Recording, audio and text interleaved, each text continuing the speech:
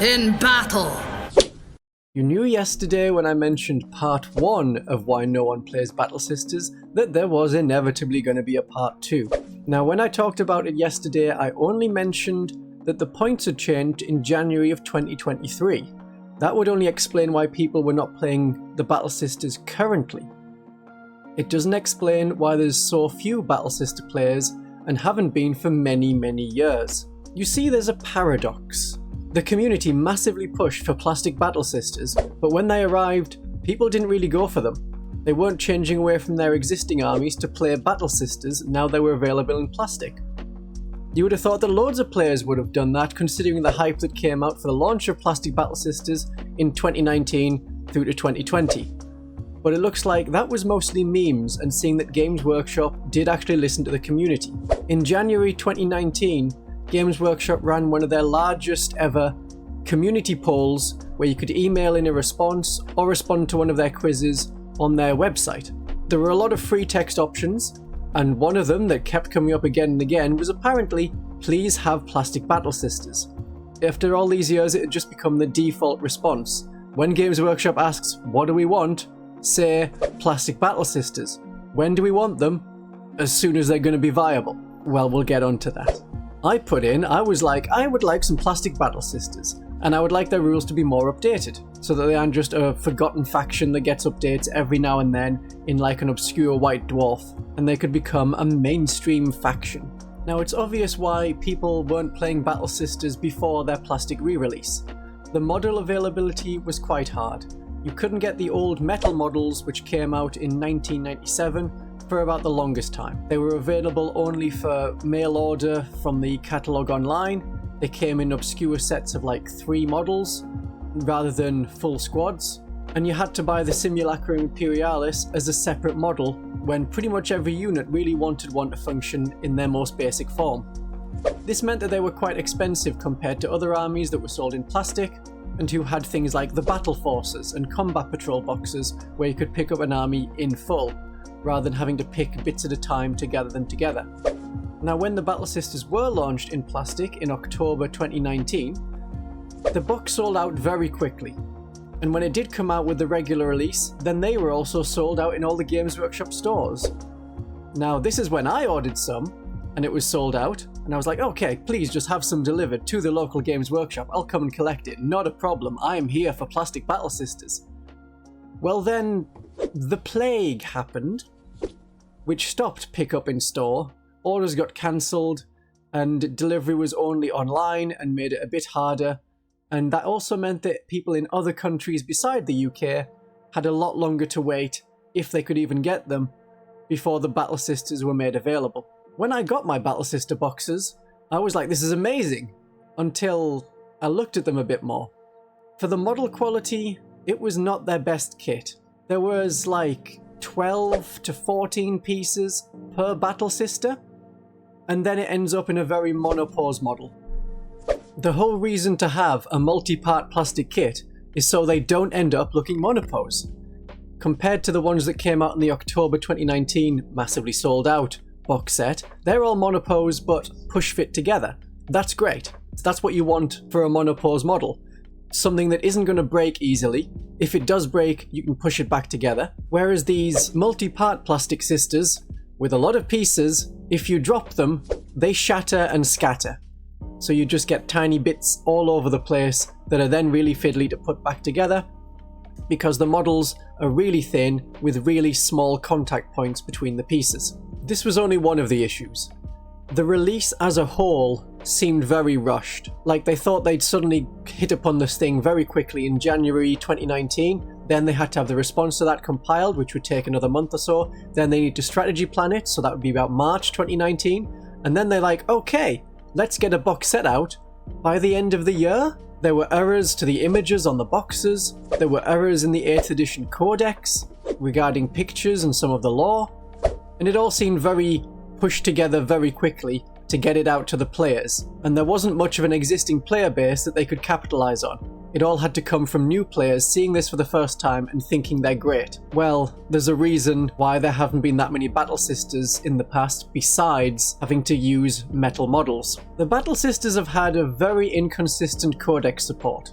They were barely in 2nd edition, their Codex came out in 1997, and then the edition was scrapped and changed completely in 1998. When they did have a Codex update, it was like some support rules in a White Dwarf, that was a common way to do it, or through a chapter approved, that was a separate book that you could get.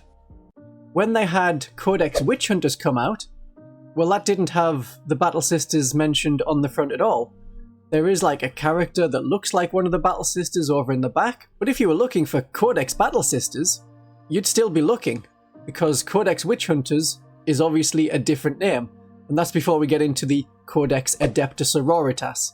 But at least that, for the 8th edition, has a very prominent Battle Sister on the front cover. And after Codex Witch Hunters, then they were back to non-Codex support until 2020. The Battle Sisters had never really been pushed. There were some new releases that came out with Codex Witch Hunter, including the Repentia, and the very first, technically, plastic Battle Sister.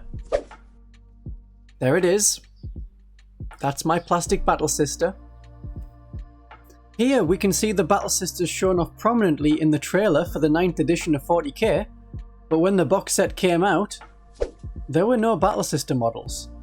If there's any media promoting Battle Sisters, Games Workshop does not follow through with it onto the tabletop. Battle Nuns in heavy armour are very unique compared to other generic fantasy-like creatures of orcs, elves, Eldar, knights in heavy armour, and now dwarves, again, that appear in 40k. Maybe it is that lack of easy recognition that has meant Games Workshop turns away from them when they choose which faction to push. The Battle Sisters weren't really shown off in White Dwarf battle reports, so this meant that there was a relative lack of exposure, contributing to fewer players being familiar with the lore and the playstyle of Sisters of Battle, so they weren't considering them as an option when it came to which army should I pick to play in 40k. When the Battle Sisters were mentioned in the lore, this is where we enter what is sometimes called the Matt Ward era. Matt Ward was one of the people who worked on several codexes. Doesn't mean it was entirely him or entirely his fault, but there were several codexes, including Codex Grey Knights, Codex Demons, where the Battle Sisters became this joke, this punching bag. If you want to show off a faction as being strong and didn't just want them to murder a bunch of Imperial Guard soldiers, because they were like considered so weak, the weakest faction is just some humans given a gun and basic training.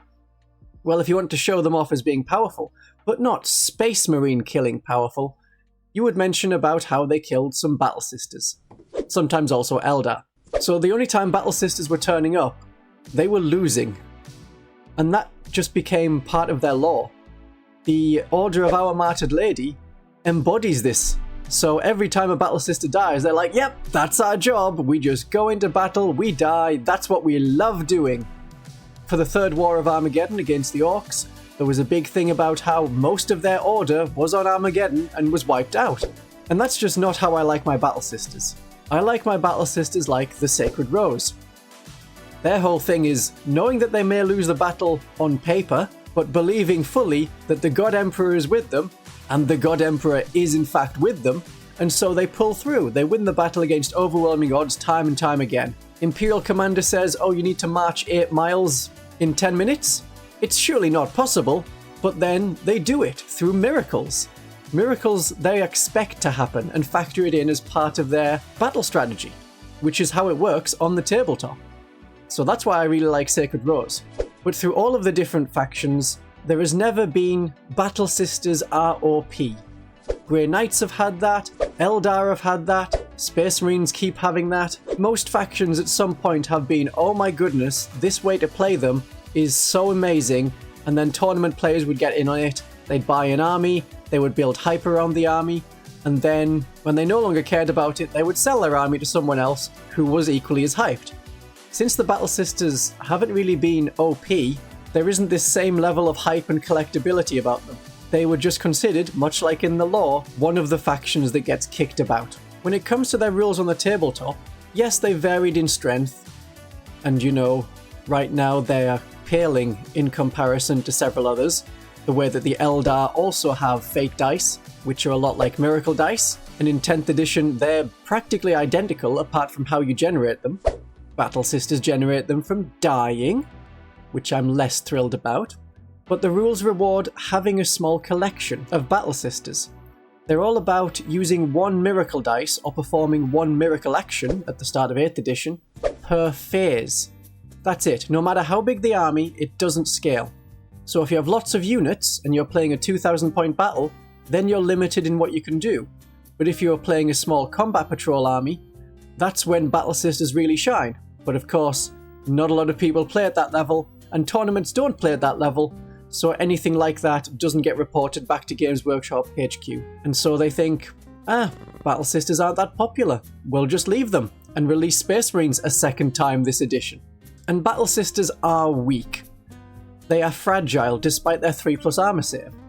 In 9th edition, they have the lowest toughness in the game that I could find. The same toughness as a little Gretchen, as a tiny Brimstone Horror, as a little Ripper Swarm, the same as a Spore Mine. They're incredibly fragile and weak for a pretty elite army. And because they're a power-armoured elite army equipped with mostly bolt guns, they naturally get compared to the Space Marines. While Space Marines have a much larger range of units to choose from, Sisters have a very small roster of useful units, even smaller when it comes to ones in competitive games. Even when you've expanded it with weird people in half-body walkers and a generic tank, the Sisters still lack reliable long-range firepower. They don't have anything fast apart from units in Rhinos and Immolators. And if you're looking for, I want to burn witches, I like fire, yes let's kill with faith, Black Templar Space Marines have the same theme as the Sisters.